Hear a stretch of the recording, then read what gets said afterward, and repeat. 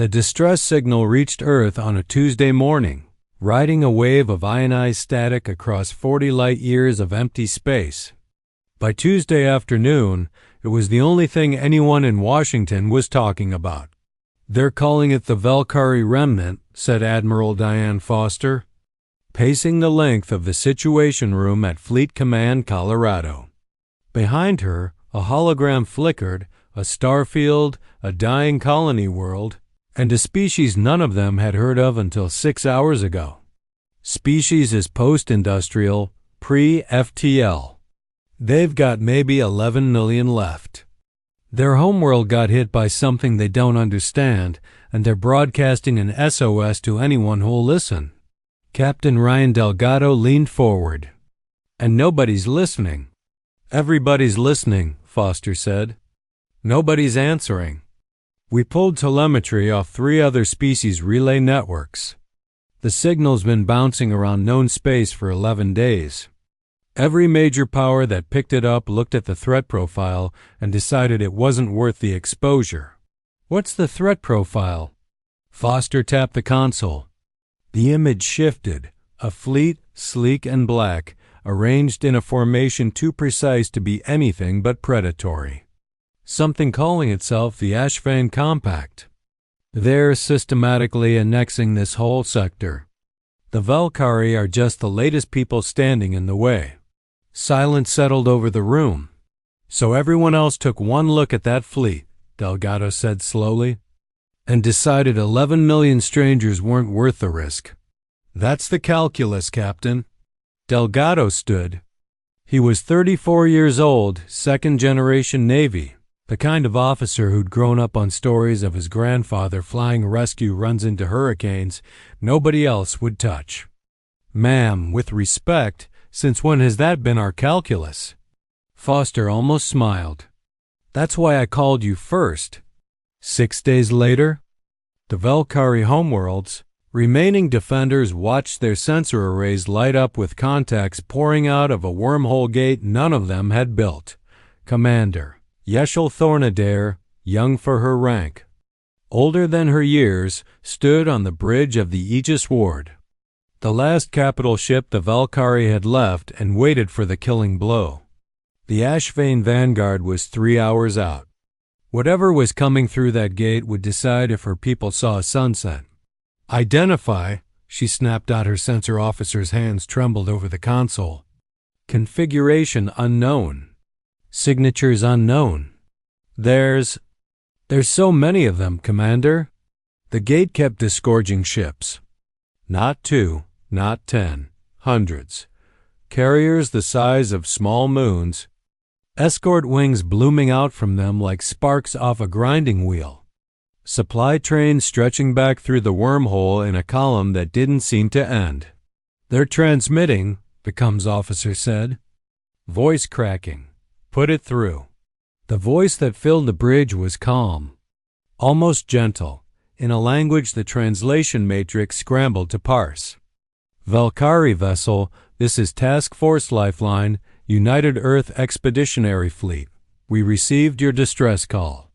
We're here to help. Please transmit your defensive positions and casualty estimates. Reinforcement elements are inbound."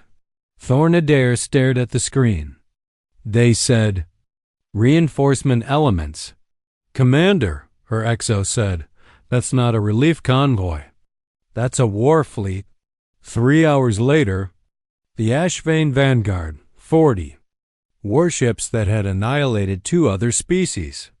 Battle groups in the past standard year without losing a single vessel dropped out of hyperspace expecting to find a crippled defense fleet and a dying world ripe for the taking.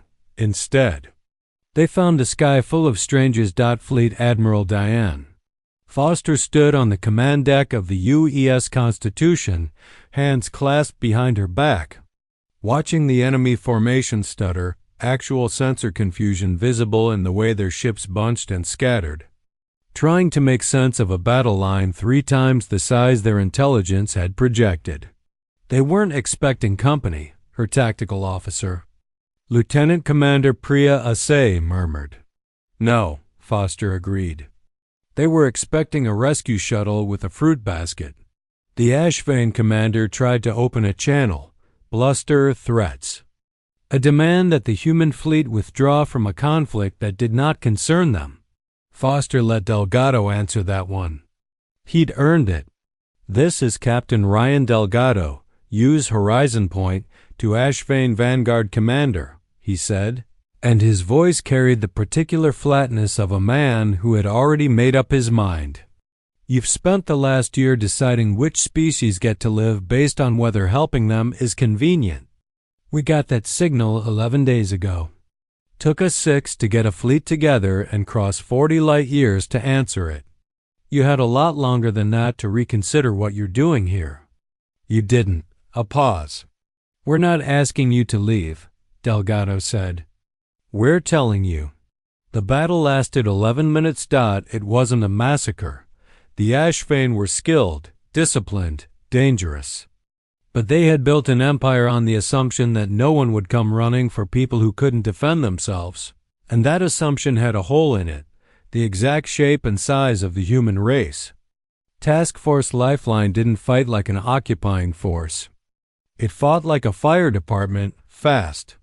Coordinated, utterly without hesitation.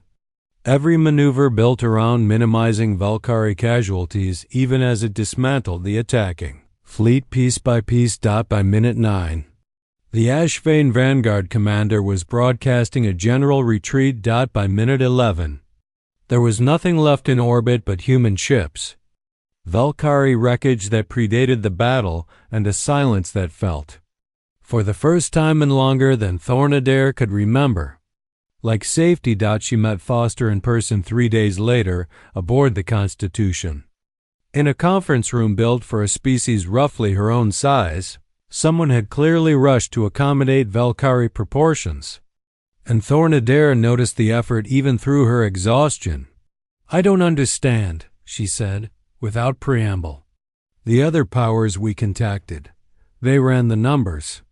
Ashvin strength versus expected losses versus strategic value of alliance with a pre-FTL species. We weren't worth the exposure. That's what they told us, more or less, in kinder language." Foster considered the question for a long moment. "We ran the same numbers," she admitted. "Didn't like the answer we got either." "Then why?" "Because the numbers weren't the question," Foster said. "The question was whether 11 million people were going to die because everyone capable of stopping it decided it wasn't their problem. We've had that argument with ourselves before, Commander, about our own history. We didn't love how we answered it back then. We got a chance to answer differently this time." Thornadair was quiet for a while. "The Compact will come back," she finally said. "Not with a Vanguard. With everything they have." "We know. You're staying?" Foster nodded once, unhurried, the way a promise gets made rather than spoken. "Task Force Lifeline isn't a raid, Commander. It's a garrison. We're not going anywhere. Outside the viewport. More ships were arriving through the gate, not warships this time, but haulers, medical frigates, engineering platforms, the unglamorous machinery of rebuilding a broken world." Word was already spreading across the sector, from system to system, embassy to embassy, in the particular hushed tone reserved for facts that rewrite what everyone thought they knew. The humans didn't send aid. They sent everything. And somewhere out past the edge of charted space, the Ashvin Compact was recalculating, for the first time in a very long while, exactly what it meant to threaten someone that Earth had decided to protect.